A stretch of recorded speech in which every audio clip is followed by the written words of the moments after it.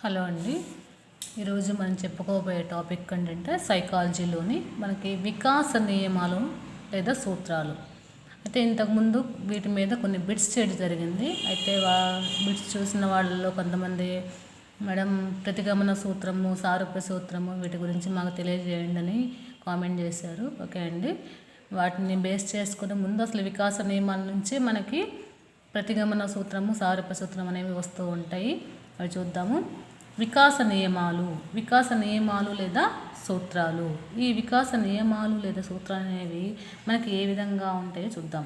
వికాసం అనేది ఒక నిర్దిష్టమైన క్రమానుగత పద్ధతిలో జరుగుతుంది. అంతే కదా.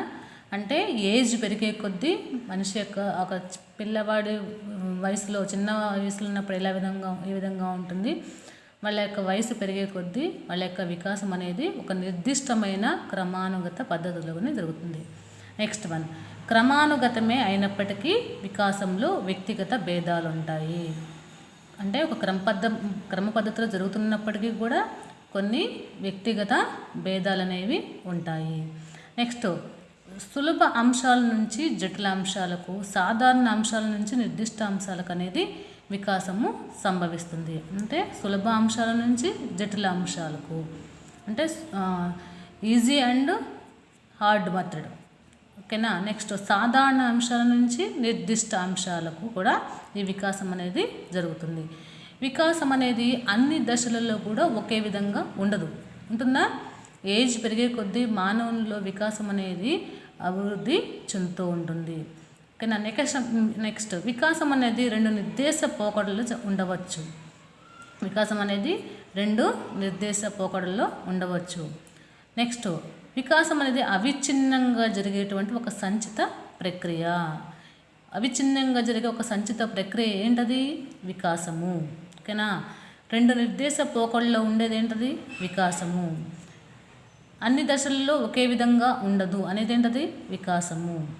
నెక్స్ట్, వికాసము, పెరుగుదల, అనువంశికత, పరిసరాల ప్రభావం, ఇవన్నీ కూడా అనే అంశాలపై ఆధారపడుతుంది. అంటే వికాసము, పెరుగుదల, అనువంశికత, పరిసరాల ప్రభావం అనేటువంటి అంశాలపై ఇది ఆధారపడుతుంది. నెక్స్ట్, వికాసం అనేది ఏకీకృత మొత్తంగా జరుగుతుంది. ఏ విధంగా జరుగుతుంది? ఏకీకృత మొత్తంగా జరుగుతుంది. అయితే వ్యక్తి వికాసాన్ని కాక ఒక సమగ్ర మూర్తిమత్వాన్ని ప్రభావితం చేసేటువంటి అంశాలు అనేవి కొన్ని ఉన్నాయి. అవేంటవి?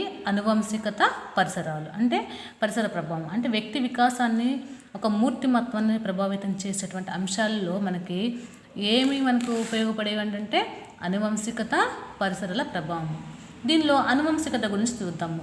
ముందు తరాల నుంచి జీవ సంబంధమైన మానసిక లక్షణాలను అనువంశికత లక్షణాలు అంటారు. అంతే కదా. ముందు తరాలు అంటే జీన్స్, అంటే జీన్స్ యొక్క ప్రభావం, అంటే మన యొక్క ముత్తాతల యొక్క లక్షణాలు మన వాళ్ళకు, మన వాళ్ళకు కూడా మనకి వస్తూ ఉంటాయి. వీటిని మనం ఏమంటాము? అనువంశికత లక్షణాలుగా చెప్పుకోవచ్చు. అంటే తల్లిదండ్రుల ద్వారా ఈ లక్షణాలను పెంపొందడమే అనువంశికత. అంటే తల్లిదండ్రుల ద్వారా మనకి, అంటే తాతల నుంచి తండ్రికి, తండ్రి నుంచి పిల్లలకి, అట్లా మనకి కొన్ని లక్షణాలు అనేవి కనిపిస్తూ ఉంటాయి. కాబట్టి ఆ లక్షణాలు మనం ఏమని చెప్పుకోవచ్చు? అనువంశికత చెప్పుకోవచ్చు. ఓకే. నెక్స్ట్, ఈ అనువంశికతలో మనకి సారూప్య సూత్రము, వైవిధ్య సూత్రము, ప్రతిగమన సూత్రం అనేవి ఉన్నాయి. అసలు సారూప్య సూత్రం అంటే ఏంటి? సారూప్య సూత్రం అంటే ఒక జాతి సంతానము ఆ జాతి తల్లిదండ్రుల రూపాన్నే పోలి ఉంటుంది. అంటే ఒక జాతి సంతానం ఆ జాతి వాళ్ళ యొక్క తల్లిదండ్రుల రూపాన్నే పోలి ఉంటుంది. అంటే మనిషి జన్మించడము, పులికి పులి జన్మించడము, ఇది సారూప్య నియమంగా మనం చెప్పుకోవచ్చు. అంటే పక్షి పిల్లల నుంచి, అంటే పక్షి నుంచి పక్షి పిల్లలు, పులి నుంచి పులి, మనిషి నుంచి మనిషి, అంటే ఏ అనువంశిక అంశాలు ఏవైతే ఉన్నాయో వాటి నుంచి అవి జన్మించడం అనేది ఒక సారూప్య సూత్రం అనేది మనకి ధృవీకరిస్తుంది. నెక్స్ట్, వైవిధ్య సూత్రము. ఈ వైవిధ్య సూత్రం అంటే సారూప్య నియమానికి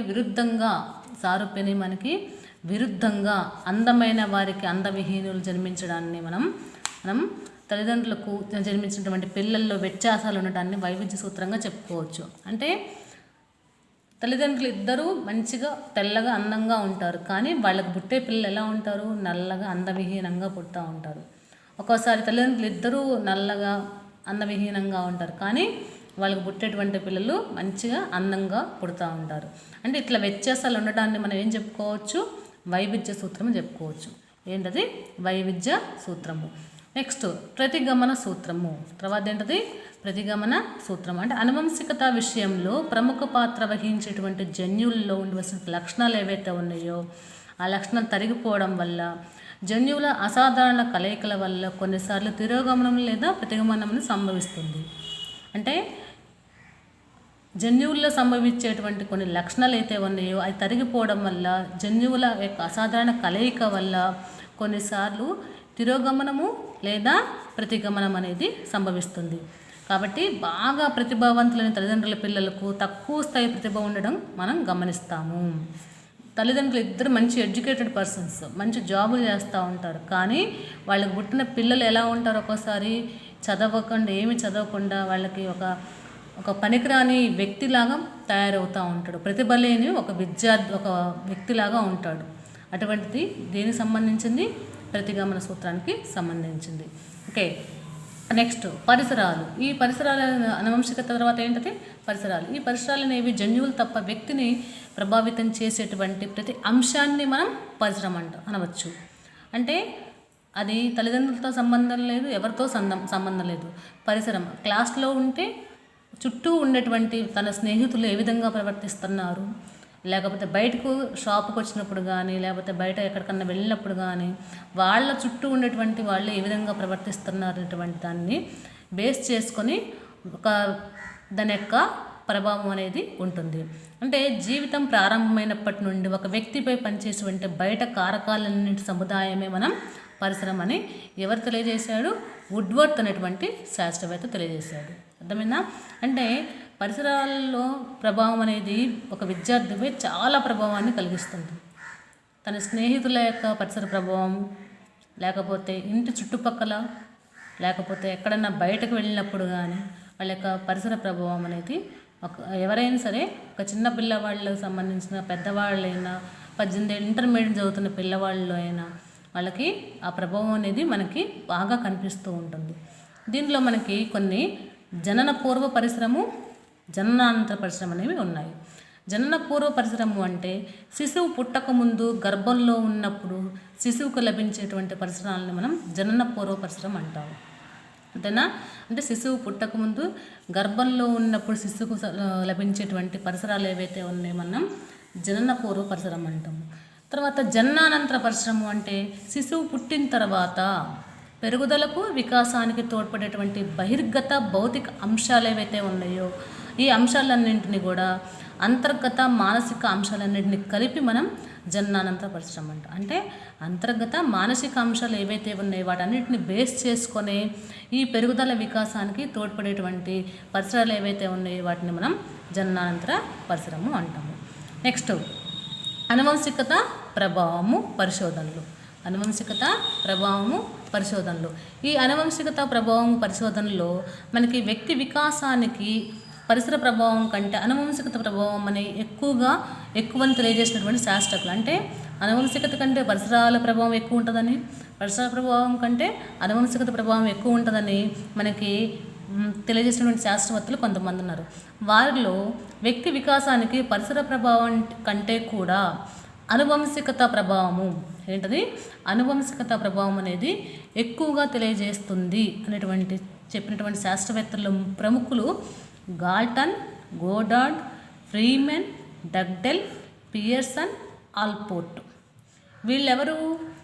వ్యక్తి వికాసానికి పరిసర ప్రభావం కంటే కూడా అనువంశికత ప్రభావము అనేది ఎక్కువగా తెలియజేస్తుంది, ఎక్కువగా చూపుతుంది అనేటువంటి చెప్పినటువంటి శాస్త్రజ్ఞుల ప్రముఖులు వీళ్ళు.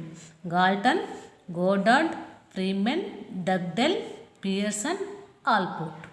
Okay, next one.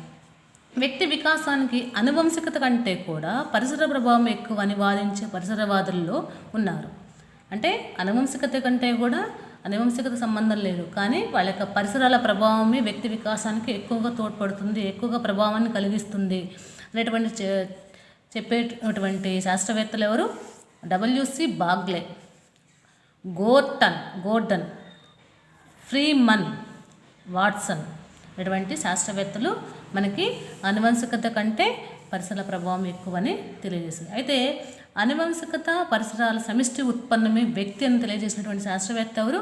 వుడ్వర్త్. అనువంశికత పరిసరాలు రెండు వ్యక్తి వికాసాన్ని ప్రభావితం చేస్తాయి అనేటువంటి తెలియజేసినటువంటి శాస్త్రవేత్త ఎవరు? వుడ్వర్త్. ఓకేనా. అయితే వ్యక్తి వికాస దశలు ఉన్నాయి. వ్యక్తి వికాస దశలు.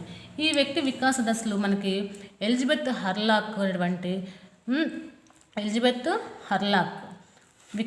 మనోవైజ్ఞానిక శాస్త్రాన్ని క్షుణ్ణంగా అధ్యయనం చేసి మానవ జీవితాన్ని 10 దశలుగా విభజించారు.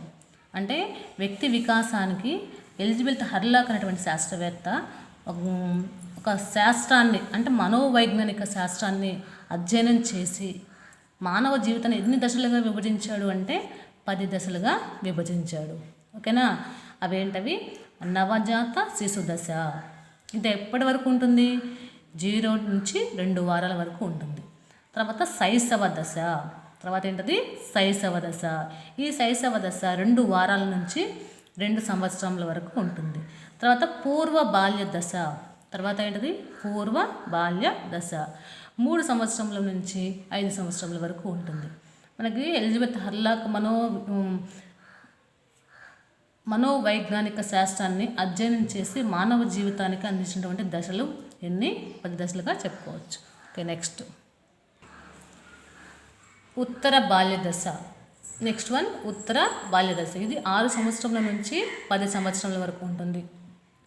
తర్వాత యవ్వన ఆవిర్భావ దశ 11 సంవత్సరాల నుంచి 12 సంవత్సరాల వరకు. తర్వాత పూర్వ కౌమార దశ, తర్వాత ఏంటది? పూర్వ కౌమార దశ 13 సంవత్సరాల నుంచి 17 సంవత్సరాల వరకు. ఉత్తర కౌమార దశ 18 సంవత్సరాల నుంచి 21 సంవత్సరాల వరకు. నెక్స్ట్ వయోజన దశ 21 సంవత్సరాల నుంచి 40 సంవత్సరాల వరకు. నెక్స్ట్ మధ్య వయస్సు. మధ్య వయసు అంటే 40 సంవత్సరాల నుంచి 60 సంవత్సరాల వరకు ఏమంటాము? మధ్య వయసు అంటారు. నెక్స్ట్ వృద్ధాప్యము 60 సంవత్సరాల పైన ఏర్పడితే దాన్ని వృద్ధాప్యం అంటారు. అంటే వివిధ మనస్తత్వ శాస్త్రవేత్తల మానవ జీవితాన్ని మనకి వివిధ రకాలుగా అనేక దశలుగా విభజించి ఒక్కొక్క దశ గురించి వివరంగా చెప్పినప్పటికీ విశ్వవ్యాప్తంగా ఆమోదించేటువంటి కొన్ని మానవ జీవన దశలు అనేవి 4 ఉన్నాయి. అర్థమైందా? విశ్వవ్యాప్తంగా ఆమోదించేటువంటి కొన్ని దశలు అనేవి ఎన్ని ఉన్నాయి? 4. అవేంటవి? శైశవ దశ, బాల్య దశ, కౌమార దశ, వయోజన దశ. ఓకే. అసలు శైశవ దశ ఎక్కడి నుంచి ఉంటుంది? 0 నుంచి 3 ఇయర్స్ వరకు ఉంటుంది. అదే నెక్స్ట్ బాల్య దశ 4th to 12 ఇయర్స్, కౌమార దశ 13 to 21 ఇయర్స్, వయోజన దశ 21 సంవత్సరాల పైన ఏర్పడితే దాన్ని మనం వయోజన దశగా చెప్పుకోవచ్చు. ఓకేనా. ఇవి మనకి దశలుగా మానవ జీవిత దశలుగా చెప్పుకోవచ్చు. వీటి గురించి నెక్స్ట్ వీడియోలో క్లుప్తంగా తెలుసుకుందాం. ఓకే అండి. నెక్స్ట్